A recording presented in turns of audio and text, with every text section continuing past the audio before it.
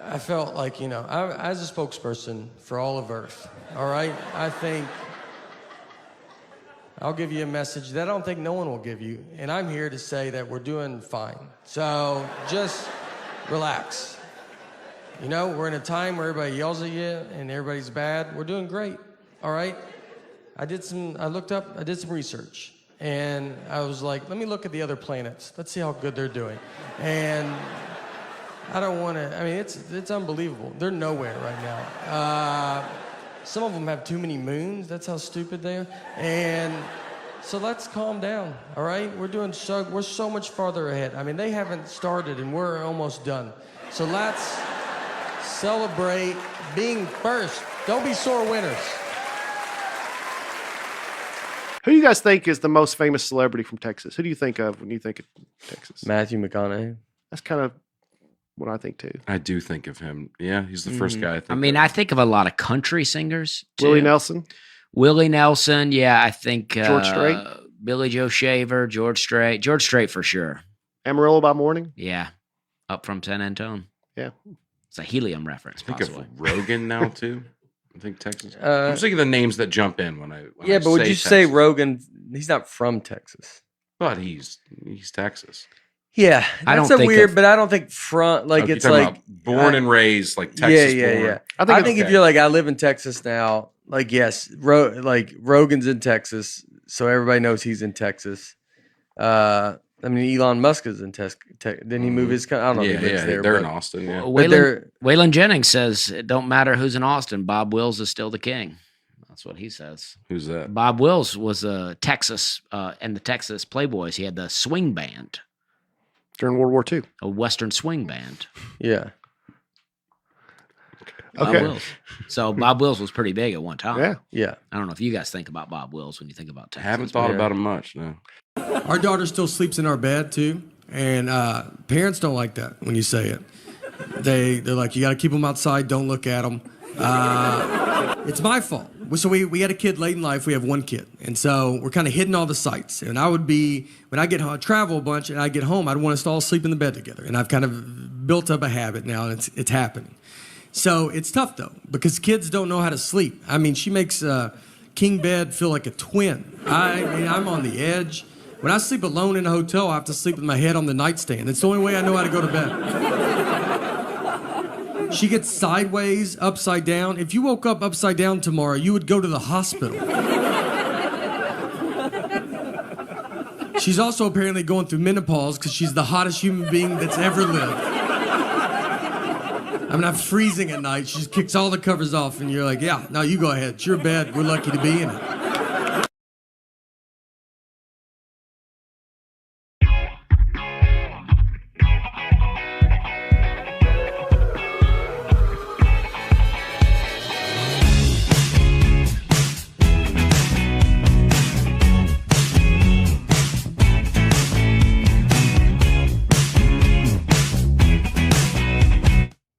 All right, one of the really cool things about Big Slick, as you all know, is that we get to invite people that we know in the industry. And this next guy, I became a fan of because my girlfriend was a fan of his comedy on Jimmy Fallon, and she made me go here in Kansas City to watch stand-up, and I went and saw him and just was blown away. Then I watched his special, and then I watched everything I possibly could, and I reached out to him and said, dude, you are so hilarious. How would you like to come to an amazing charity event in Kansas City? And without hesitation, he said yes. And during the show this night at the Sprint Center, I kept going back to him and saying, you sure you're going to do okay? You sure you're going to be, you sure your jokes are good? You sure you're, just messing with him.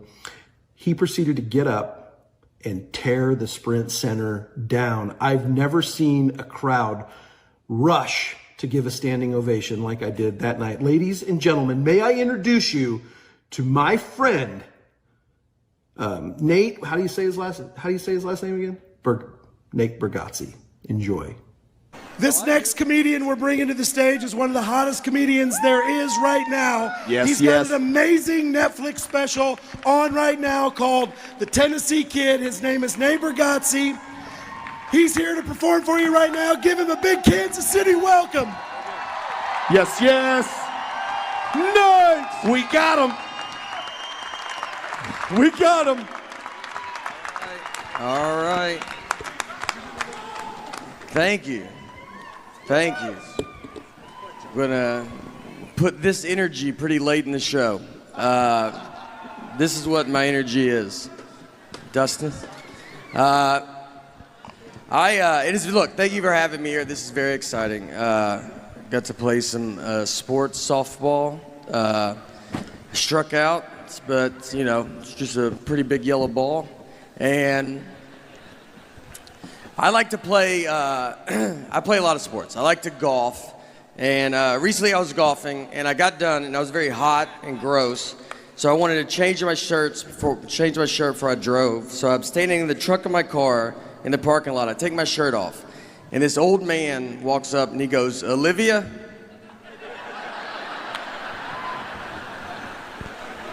He was looking for his elderly wife and saw me with no shirt on. I covered up. I was like, "What's that?" And he was like, "All right, honest mistake." And I was like, "That hurts worse than saying Olivia." I don't know who he offended more, me or Olivia. I think we could both have a word with him. I'd love to meet her, though. I'll tell you, I'd love to see her and be like, "All right, I get it." It was an honest mistake. I don't have a good body. That's the message. It's not. You ever wear those Under Armour shirts, those skin tight ones? Like, I look better without a shirt on than with that shirt on. It just shows the worst parts of your body. They have like plastic surgery, how they draw markers on you? They should just put you in that shirt and be like, obviously you can see what we're gonna go after.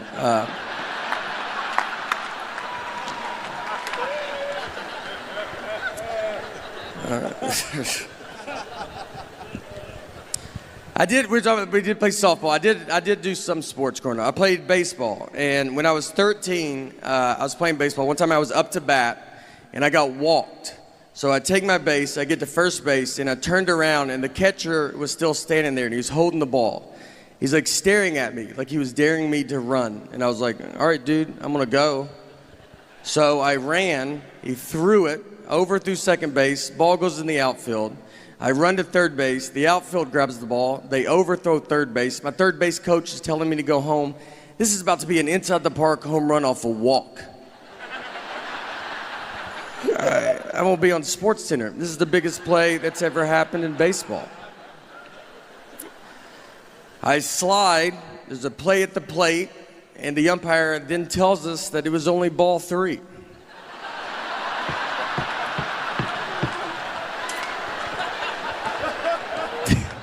This is exactly true. So, I've got to get up. Everybody's got to get up. I got to get my bat right where I left it. I got a bat again.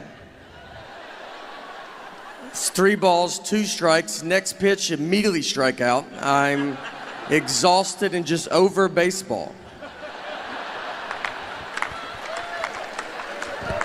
Here's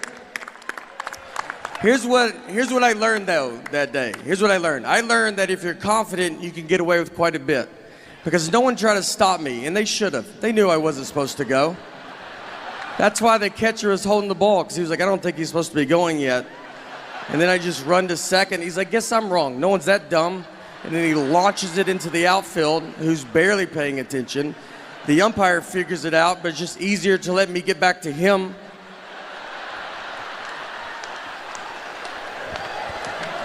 No one ever told the parents either. No one ever explained it to them. And they were cheering pretty hard. It's a pretty exciting play to watch. And they just see me slide into home and just stand up and bat again. Like that's just a rule in baseball.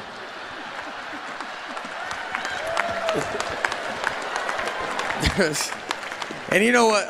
What's funny too? The year before, I got a legit triple off a walk. So in that moment, I'm like, this is just what I do. I was like, don't walk me. Like, this is my thing, all right?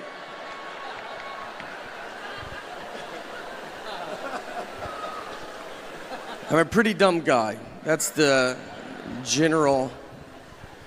I went to a community college for 1 year, have 0 credits. 0. My loan was like $40. I paid cash.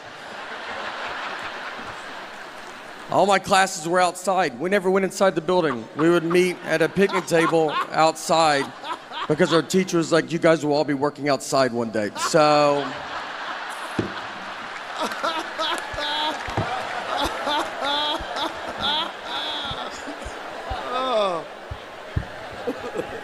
I've like thought about like if I could time travel, if I could go back in time knowing everything I know now, I don't think you would even hear about it. I think I would just get stuck. I don't know anything. Like I don't think I could. I think if I went back, I don't think I could prove I'm from the future. Like who's the next president? I'm like, just name someone and I'll tell you if I've heard of them or not. But I have no idea.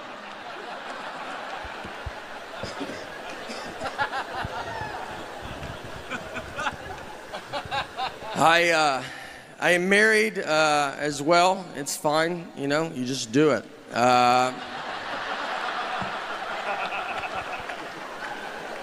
This is what marriage is. It's just one guy talking and the other's like, I'm gonna get out of here. This is not.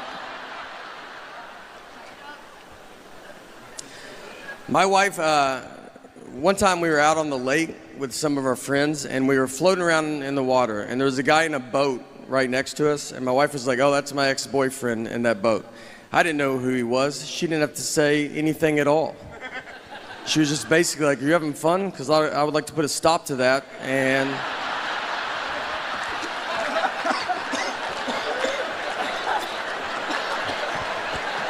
make you stare at this guy.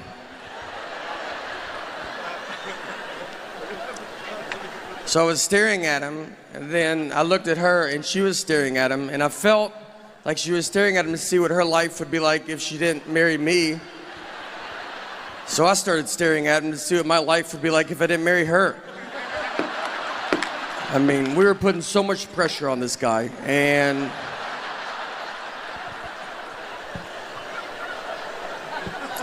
nothing happened. We basically just realized we don't have a boat, but my friends were like, you shouldn't try to fight him. Why didn't you go fight him? I was like, I don't know, because I would have had to swim over to that fight. I don't know how intimidating that is for a guy to see a head in a life jacket floating his way. And then I got to get in the boat. Have you ever tried to climb into a boat from water? It's not aggressive. It takes an hour if no one is in the boat. I would need his help. That's how that fight would start.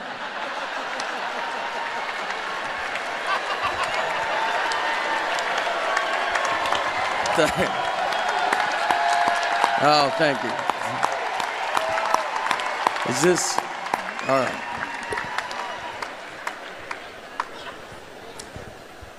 We fight a lot, my wife and I. If we're gonna fight, she'll give me the silent treatment. And the silent treatment is very common. Everybody knows what it is. And I think you're just born knowing it. I don't think you're taught it. You know, it's just like something that's inside of you. Here's what made me realize that. I was rewatching the movie Sixth Sense. And look, I'm not trying to do a 6-inch joke. This is a 20-year-old movie. I mean, look how old he is now, Haley Joel Osment. It's that many years ago. That's the baby. It's 20 years old. I also have to spoil it for you, but again, it's 20 years old. So if you haven't seen it by now, then I don't know. Well, I don't know what to tell you. But think about when you saw this movie for the first time. None of us knew he was dead too, by the way, just so you know. And if you haven't seen it, like, that's a pretty big part of it. But for those that have, think about when you saw this movie for the first time, none of us knew he was dead. That was the biggest surprise we've ever seen in a movie. We just thought his wife wasn't talking to him for like a year. That made more sense to us than him possibly being dead.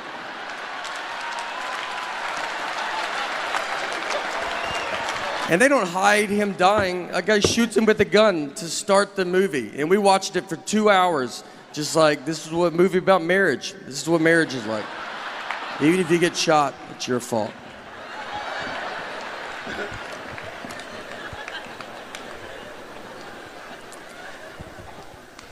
We have a daughter as well, and when my daughter was to be born, I'm from Nashville, and when she was to be born, we were living in New York, but she was not born in New York. We flew home. She was born in Tennessee. I don't need her growing up thinking she's better than me. So I was like, you start where we start, all right? No one gets a leg up in this family.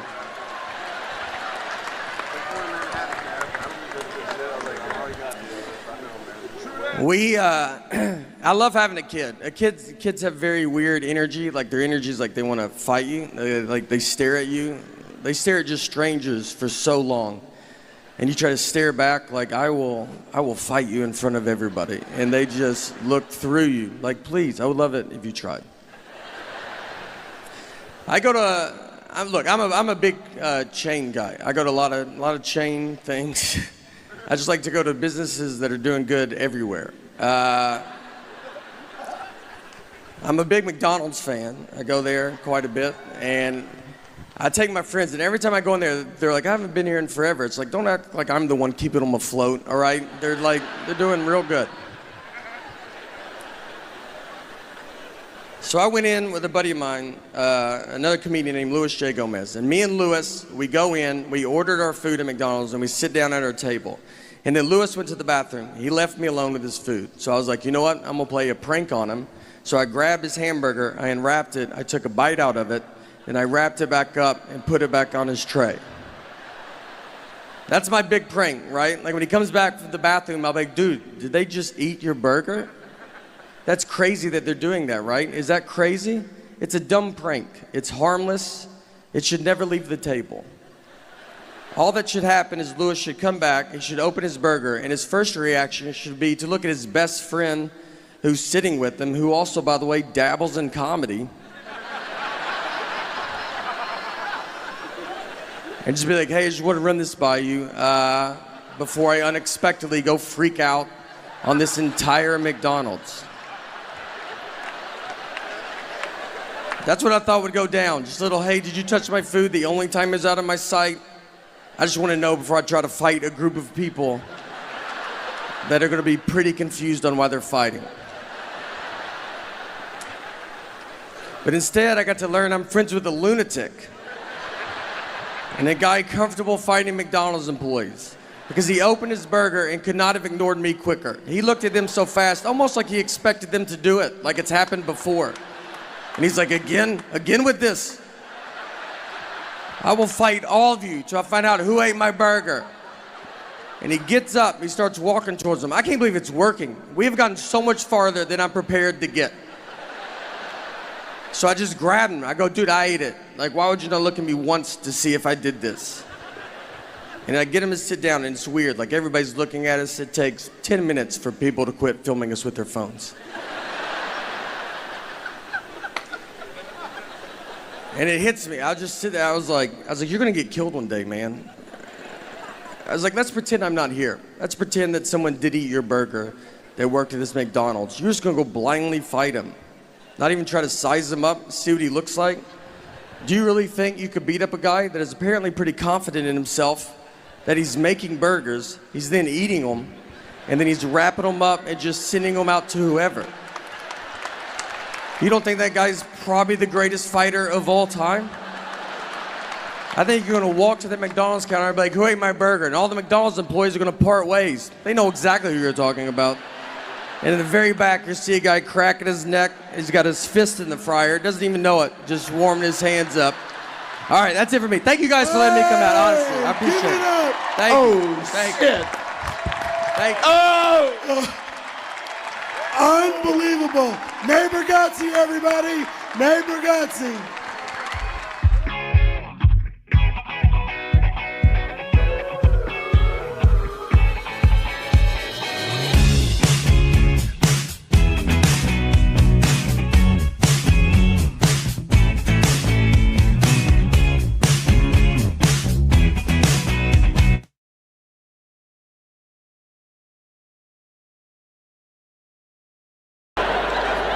We have a daughter now, and so it's getting, 2-year-old daughter. It's getting pretty serious between me and my wife now, and it's, I don't know. I was living in New York when my daughter was to be born. She was not born here, though. We flew home. She was born in Tennessee. I didn't want her to be born in New York, you know? I don't need her growing up thinking she's better than me. I was like, you start where we start, all right? No one gets a leg up in this family.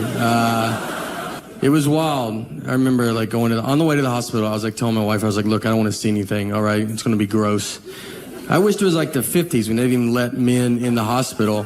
But it's not. Now doctors are like, do you want to deliver the baby? Why don't you do most of it? I didn't take a class. They just act like I'm the guy that cuts umbilical cords at the hospital. I almost cut the wrong part. Like, I don't know what it is. And they're like, that's not right. I was like, well, why don't you do it? You did go to doctor school for this. Why am I doing minor surgery right now? I mean, is it cheaper? If it's not cheaper, I don't want to do it. All right? I don't read any books. I don't do it. And I think that matters. I do think that matters. Reading, I believe, is the key to smart. That's what I've always said. And I don't do it because every book is just the most words. It doesn't let up. I mean, every page is more words. It's like, what are you talking about there? Put some blank pages in there. Let me get my head above water for 2 seconds.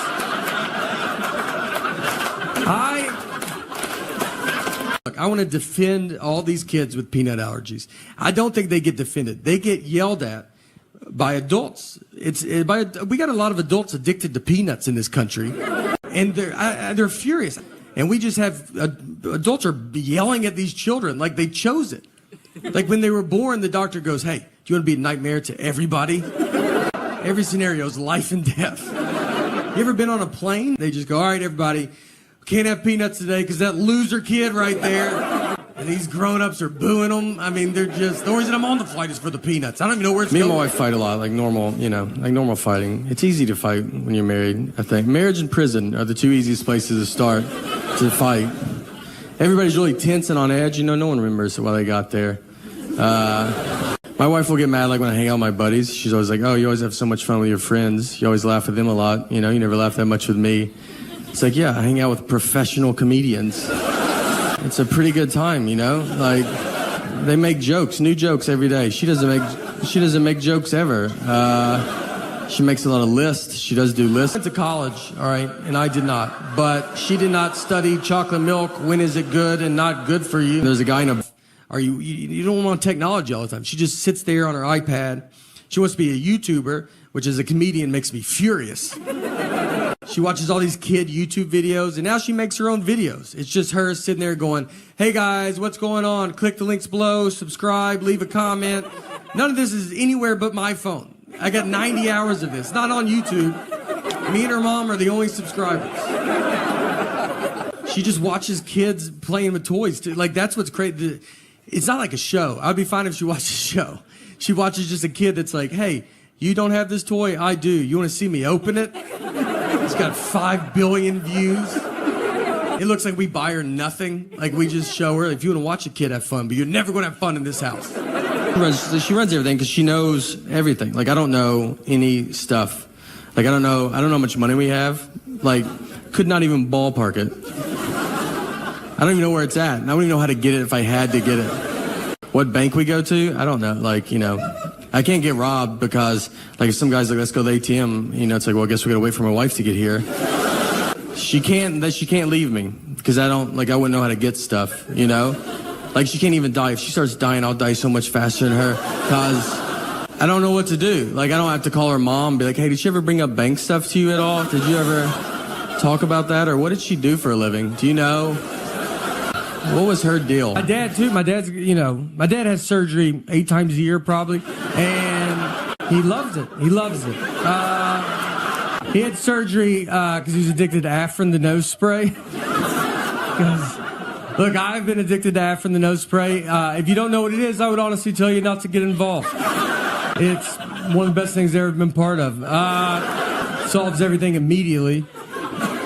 When I was on it too, my wife she'd be like, what's that? No, she'd hear one puff. What's that? I go, I ain't gonna live like this. I ain't worked this hard not to do Afrin in my own home. So my dad goes to the doctor and they were like, do you use Afrin? And he goes, no. And the doctor was like, I can see that you use it. I was just saying that. He goes, how long have you been using it? My dad said 5 years. But my mom was there and she goes, how about 45 years? 45 years. The back of the box says no more than 3 days. Doctors are so unimpressed with birth. The big message they tell you, they're like, all right, whatever you do, let's just try not to shake this baby. That's the number one goal. And they tell it to you almost like, obviously, you're going to want to shake the baby. But it would be just so awesome if you just did not shake this baby. And then I watched a video of a guy, and he was like, here's what I do when I feel like I want to shake my baby. I take walks, you know. I walk about 70 miles a day. I walk a lot. I've barely seen this baby. And then I signed a certificate like I was in kindergarten that said, all right, I'm not going to shake the baby. They quit asking me. I didn't even think of it till you guys brought it up. I've never heard the word shake so much in my entire life. Like, that's all we talked about for 3 days. And the first night we got her home, I remember she was like crying for like 6 hours, and you're like delirious and confused. And I was like with my wife, and I was like, wait, are we supposed to shake this baby? Like, she'll be watching TV. I'm like, ma'am, are you watching this? I couldn't tell. I was going to change it if you weren't watching it. Guys, we're just not good. Guys are not good at marriage, all right? It's not our fault. We weren't prepared for it like women are. Your whole life is built just preparation for marriage. Look at every toy you played with. When you're a baby, they give you a baby doll. So they give you a baby when you're a baby. You don't even know you're alive yet, and they're like, look, I would probably start figuring this out. Like, this is where it's going. Then they give you Barbie and Ken. They live in a little house together, and that is where you learn how to make drama. You get...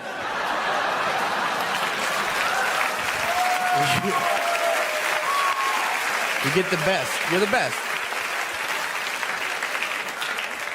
Then you would play house. Like you would like fake vacuum. Just fake vacuum with your friends. That was awesome. And it's weird because like when I see my wife vacuum now, I'm like, she is living her childhood dream. Parents have a real fat cat. People point it out, you know? They walk in, they're like, man, that cat's fat. And it feels rude, you know? Like, he doesn't speak English, but we do, so maybe don't say that. And they're just, you know, they're like, what are y'all feeding this cat? You're like, oh, whatever you feed a cat, dude. I don't, like normal cat food stuff. We pour a bowl. And then they're like, well, y'all should do something. You're like, what do you think we're not doing? Do you think he has a gym membership and we don't drive him to the gym? He's a cat. That's his gym membership. He's a cat. I watched him jump from the ground on top of the refrigerator. That's like if I jumped on top of a school bus from the ground. Like, if I did that, you're not going to be like, well, you still could lose a little bit, you know? Just keep doing what you're doing. I also feel this is a good year to see where your friends are at, you know? Like you want to be in the middle, I think. And I got friends that they take a shower with their mask on. And they sleep with the mask on because they have a hamster, and the hamster probably has it. And they live alone. It's just them and the hamster. And I also have friends that I don't think have even heard about COVID. It looks like someone told them to try to go get it. That's how they're living. I have a lot of friends, too, they tell me they already had it. They're like, I had it. I had a fever. February, had a fever for a couple hours, so probably had it. I had one friend, he told me he had it in 2015. Convinced. He goes, I had it in 2015. I was the first, and it just didn't catch on like it has now. But speed, you know. High school, I got pushed into a wall head first, and it took them 3 class periods to figure out I had a concussion. That's how much I was bringing to the table. 2 teachers didn't even notice, and the third one was like, he wasn't facing forward, and that's when I realized he's one of the better facer forwards I've ever had. So I knew. My biggest concussion was when I was 12 years old. I fell down a cliff. But community college is college when they're like, you're probably staying in your community. So we're going to show you the ropes around town, kind of give you just a lay of the land. I took all remedial classes. I was there 1 year, 0 credits. I was there the whole time. It's not good. I took speech as a class. In college, I drove there with my friends. They were going to real classes.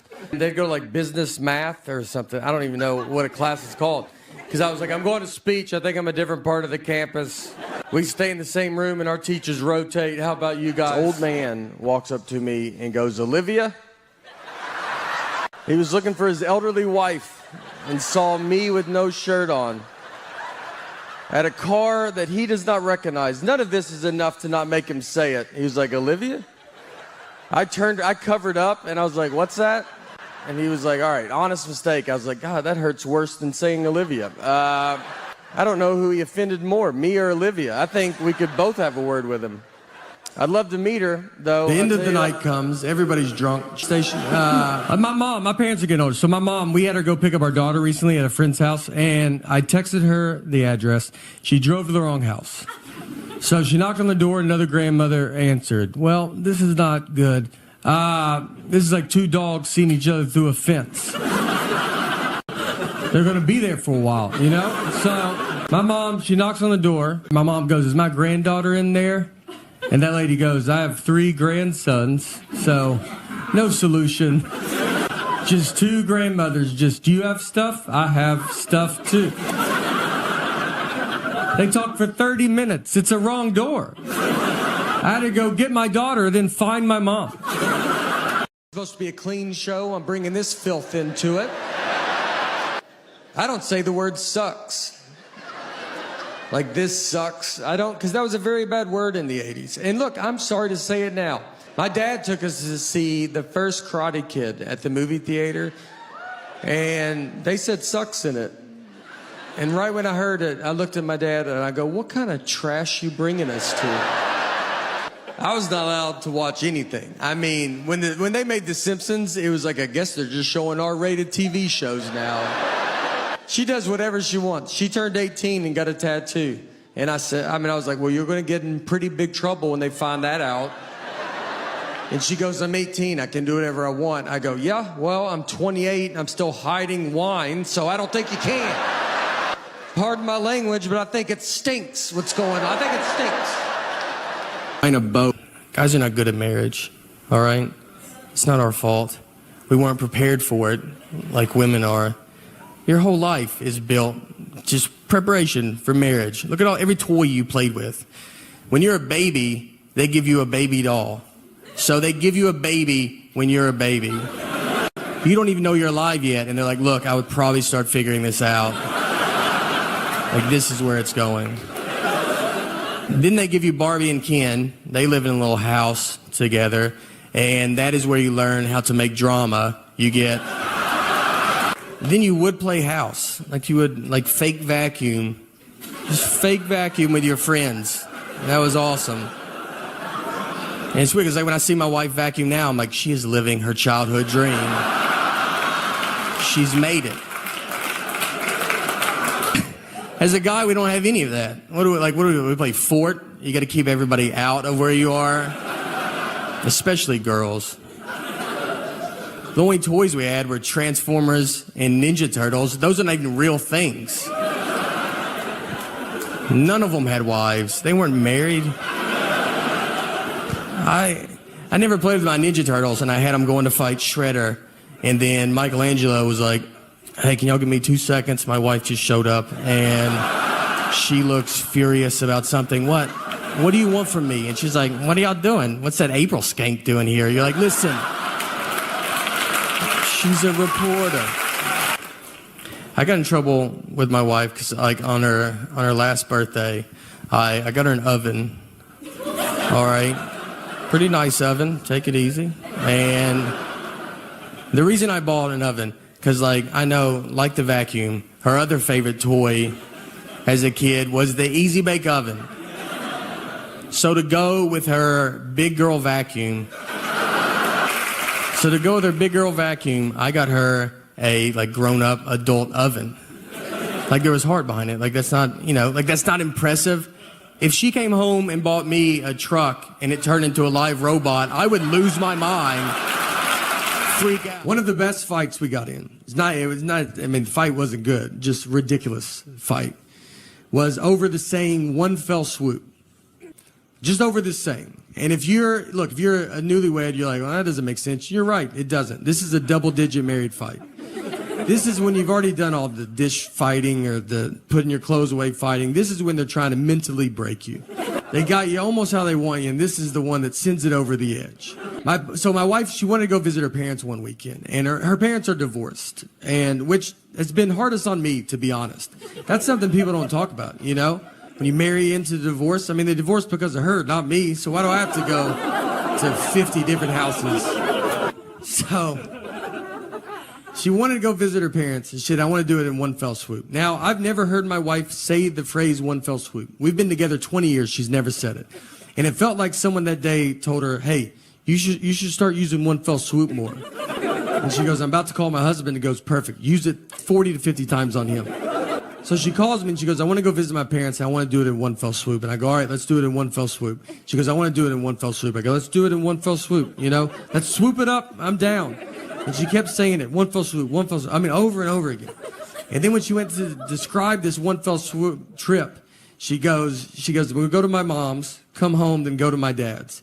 And so I just like waited and she didn't say anything. And I just go, that's not what one fell swoop means. And instead of possibly just being wrong, she goes, I know what one fell swoop means. I go, yeah, it doesn't sound like you do, all right?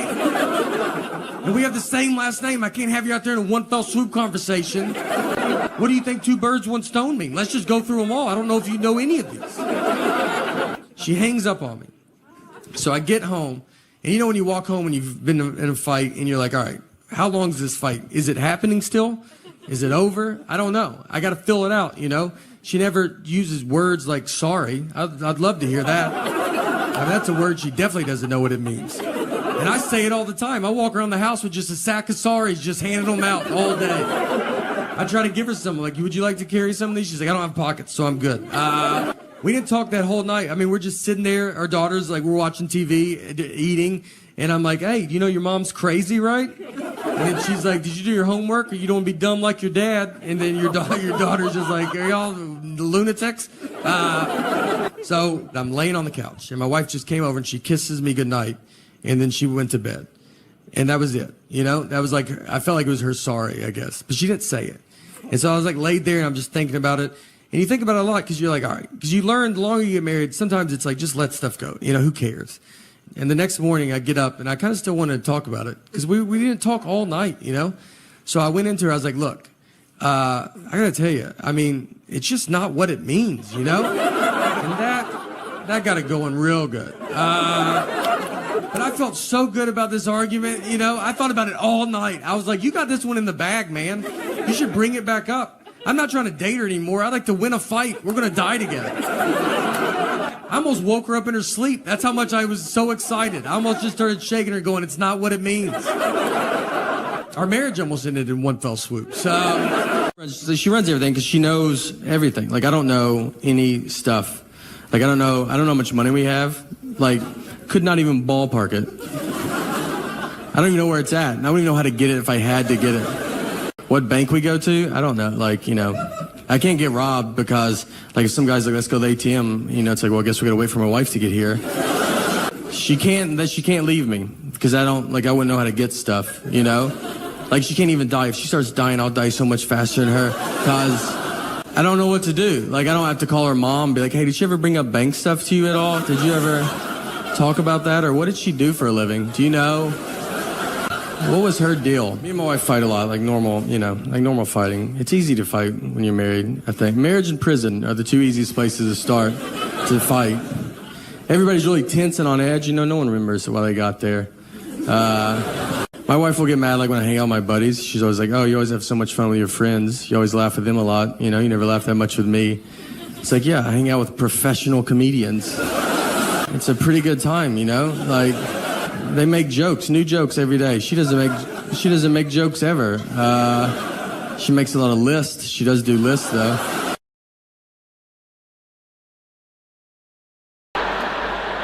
They asked him, how long did you go to school to be a surgeon?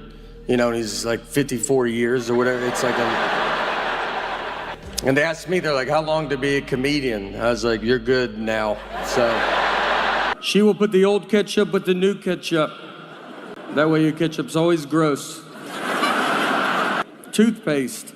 I'm not gonna have an iron on top of it. but she'll do it more. So I know when I'm done with it, I give it to the hobo I married. She cuts it, gets it all out. I married an old man from the Depression is who I married. I'm not good though. She's put up through a ton with me. Like I remember 3 months into our marriage, one night I came home and I was like really drunk. I was hammered, and I know she loves that, so I spoil her a little bit. I'm like a pretty decent guy. So we go to bed, and all right, I'll be honest with you, I peed the bed. Yeah, I shouldn't have.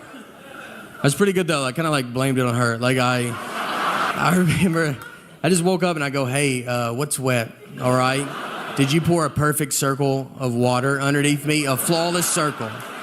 She was like, no, you peed the bed. What is wrong with you? Did I marry you or did I have you? I have no idea. I got in trouble with my wife because like on her last birthday, I got her an oven. All right. Pretty nice oven. Take it easy. And the reason I bought an oven, because like I know, like the vacuum, her other favorite toy as a kid was the Easy Bake Oven. So to go with her big girl vacuum, I got her. So to go with her big girl vacuum, I got her a like grown up adult oven. Like there was heart behind it. Like that's not, like that's not impressive. If she came home and bought me a truck and it turned into a live robot, I would lose my mind. A man walks up to me and goes, Olivia? He was looking for his elderly wife and saw me with no shirt on at a car that he does not recognize. None of this is enough to not make him say it. He was like, Olivia? I covered up and I was like, what's that? And he was like, all right, honest mistake. I was like, God, that hurts worse than saying Olivia. I don't know who he offended more, me or Olivia. I think we could both have a word with him. I'd love to meet her, though, I'll tell you that. It was weird to not have my phone. I mean, everybody has their phone. I was going through the airport, and you just don't have it, and you just stare. I mean, we were waiting in line, and you're just, like, looking ahead, and people are just like, all right, dude, what is wrong with you? I mean, just regular people are like, where's your phone? I'm like, I don't have it. I would like to talk to you, though, if you would talk to me. I'd love to chat for a little bit. I go to get my phone to get another flight, and I've lost my phone. The night before, I lost it. So now I don't have my phone. So I have to go buy a ticket over the counter like it's the 50s.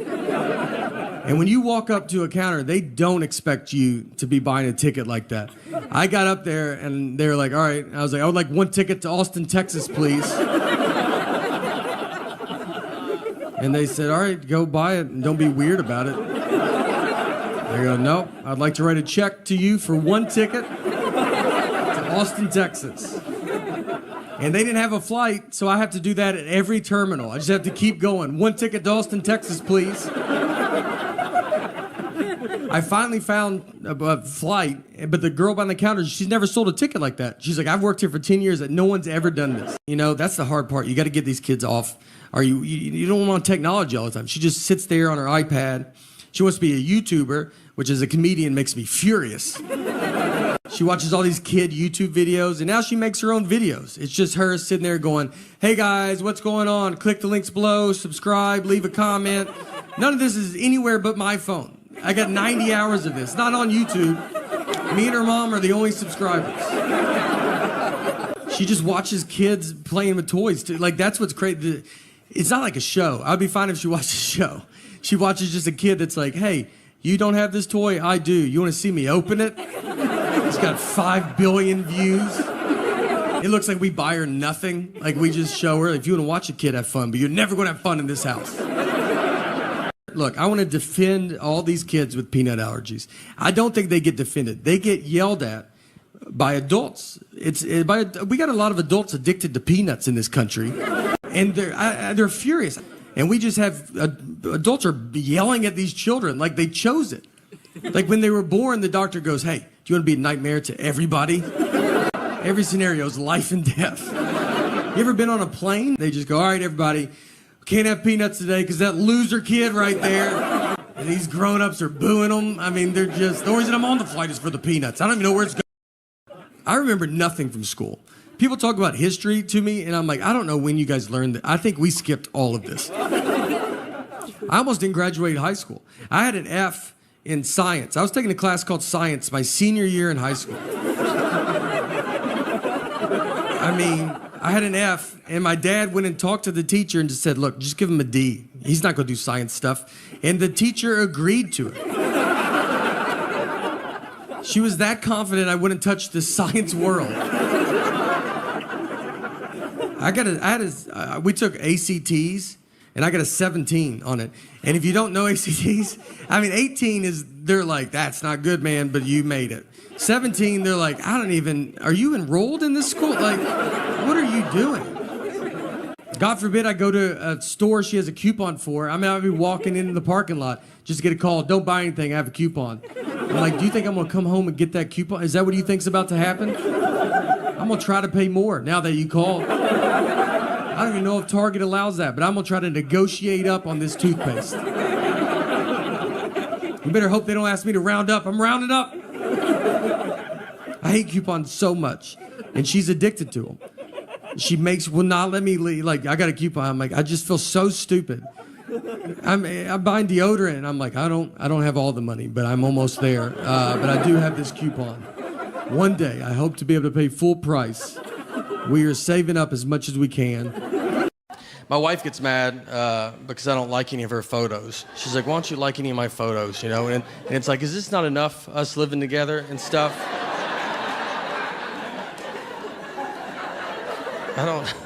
And I did like it. When we took it, I said I like it. I told you I like it. I looked at it. I'm in it. I'm in the photo. There's not much more I can do with this photo. We've been together my entire life. Since we started dating when I was like 21. I'm 37 now.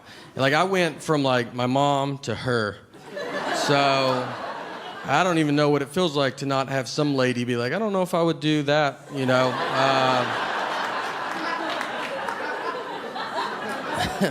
And now we have a daughter, so I'll never know. I'll never know